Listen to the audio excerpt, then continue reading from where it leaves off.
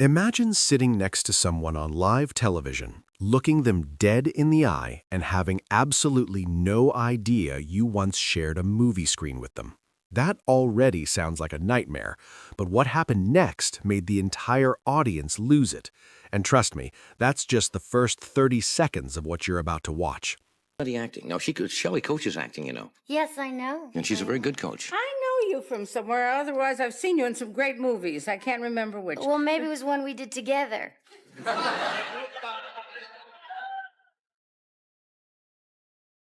Shelley said she has perfect recall, not for dates, but... We did a picture together? Yeah. What was it? We did a film called King of the Gypsies together. Of course, and you were wonderful in it. You were...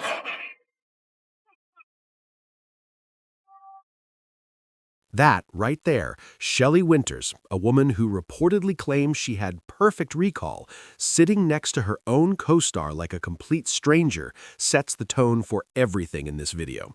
Because talk shows, they are gloriously, beautifully unscripted, and the bigger the star, the messier the moment. Before we go any further, YouTube has genuinely stopped pushing our videos to people who want to see them. So if you're enjoying this, drop a like right now and watch all the way through. It seriously helps more than you know. Now, here's where it gets chaotic real fast. Conan O'Brien has had some wild guests over the years, but Jennifer Tilly's dress single-handedly hijacked an entire interview. The man could barely form a sentence, and honestly, you can't blame him. Is this your microphone here? Ah, don't do that. My God. I didn't have anything better to do, but I'm sure they did. Oh, I know they did. Nothing. I'm not looking at anything. That's a terrific dress. Did you really see the Woody Allen movie? Or Yes, I did. If I say I liked a movie, I liked a movie. Sometimes people say they liked a movie and they didn't actually see it. Those bastards. Yeah, well, you know. All right, are you in pain right now? No, I'm not. Why do I look like I'm in pain? No question at all. Nothing. Actually, very much. I really did enjoy it.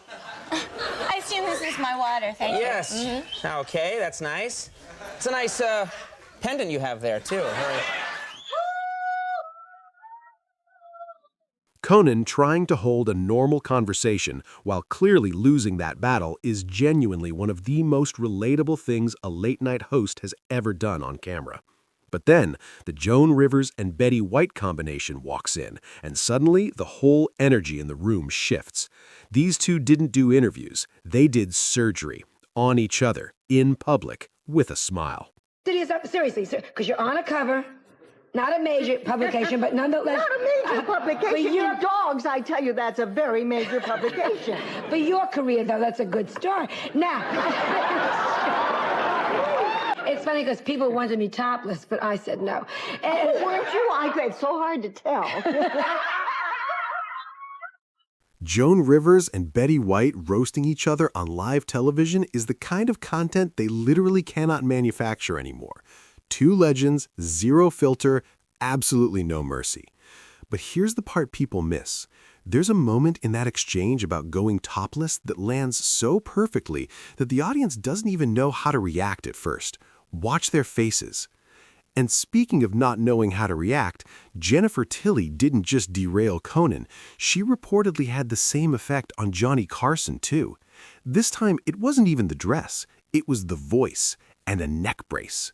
Yeah, just let that sentence sit with you for a second. She said if I walked around with a neck brace on, then my voice would come out more controlled and more calm because I wouldn't be moving my head so much. He said, no, but everyone falls asleep when I don't talk really loud.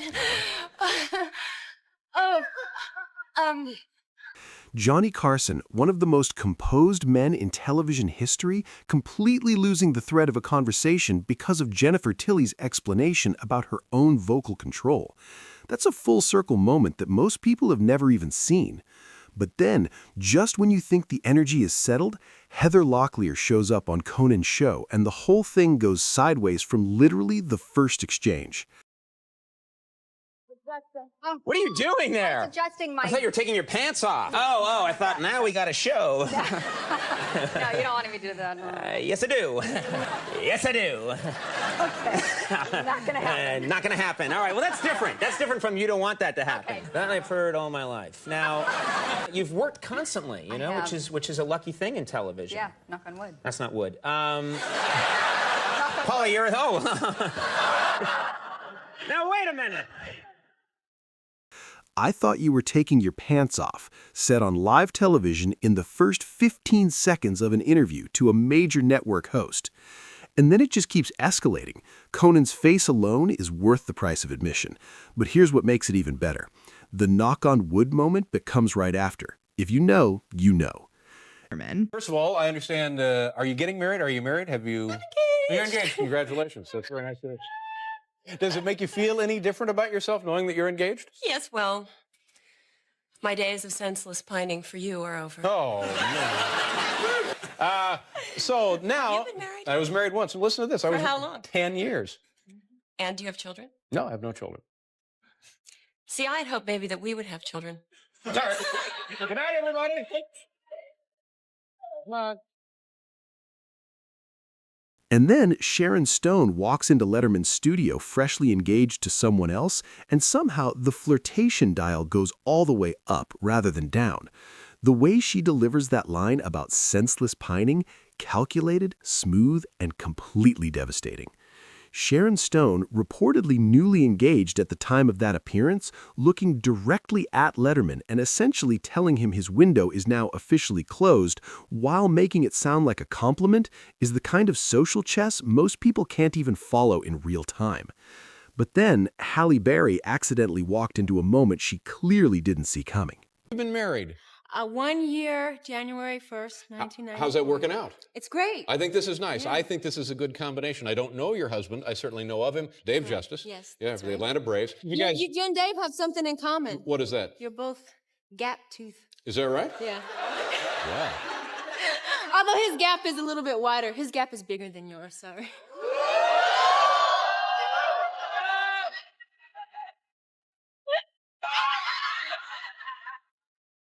What? Letterman pointing out that Halle Berry and her then-husband Dave Justice share a gap-toothed smile, and then immediately clarifying that his gap is, quote, a little bit wider, and the studio just imploding? The way Berry's expression goes from warm to incredulous in about half a second is genuinely one of the funniest unscripted reactions in talk show history. She handled it, but barely. And then there's Terry Garr, who managed to say something on Letterman's show that sounded so wrong in the best possible way that the audience was already gone before anyone could process it. Letterman, the reaction tells you everything.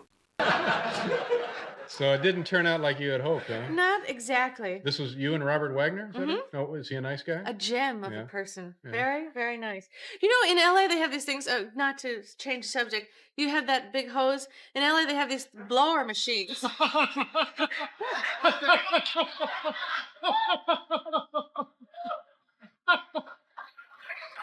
Thank you. You have that big hose, in reference to leaf blowers in Los Angeles, is one of those sentences that in any other context, in any other setting, would be completely fine. But live television has a way of turning the most innocent words into pure chaos. And Letterman, he was absolutely not going to let that one go quietly. But then things get serious for just a moment and then sharper. Because Dorothy Faye started a perfectly nostalgic memory about the old days, about flowers blooming and love affairs and the sweetness of life, and Richard Pryor ended it with one single word that stopped the room cold. This is what genius looks like in real time. Are you a basketball fan as well? A huge basketball fan. Really? Yeah. Yes. Yeah. Congratulations. You Oh, did very thank well you. this year. Thank you very much. I'm sorry that we kind of took your Knicks out, but I know. Who's your favorite team? Orlando. I know. I know him. Is it true? Well, oh, you know him? Yeah, I know Really? Shaq. Yeah. These are his shoes. I see. I know. Oh, is it true? I don't know.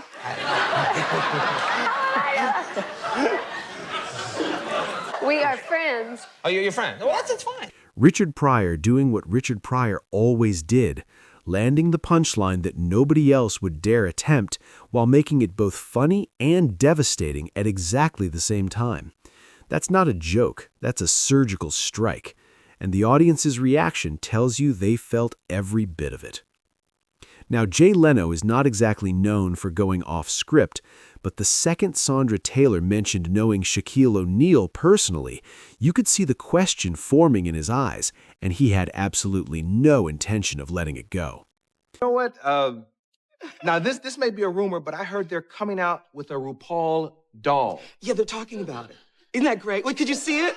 I mean, my body is actually, like, if Barbie were alive today, it would probably look like this body. But I think mine would probably have add-on parts like boobs and you know, all this. Yeah. All the business. Yeah. You know, I'm just wondering what you pull to make it talk. Ah! You know? Well, you know, I don't know. Do you ever go alone at night in your house, turn out all the lights, and turn on your favorite song and just dance around like crazy? No. I'd be too embarrassed. But do you do that actually? I do, but I put my shades down. You put your shades yeah, down. Dance around. It's fun. If It's that's so okay. fun. It's so fun. So you're missing out. Maybe you should try it. Well, let me paint this picture Okay. then. Okay, you come home, you close all the shades, you turn out the lights. What are you wearing? Well, you have to have a really good song. The gentle, increasingly specific follow-up questions Jay Leno delivers in that clip, leading from basketball fan to knowing Shaq to, well, those are his shoes, is the kind of slow-burn comedy that builds perfectly. The audience figured out where it was going before he even got there, and that's exactly the point.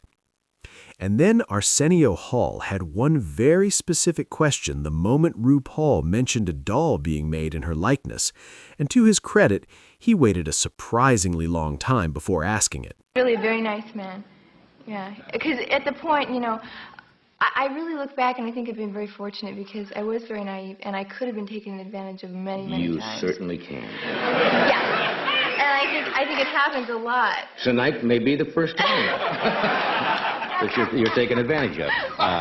No. By who? I don't know.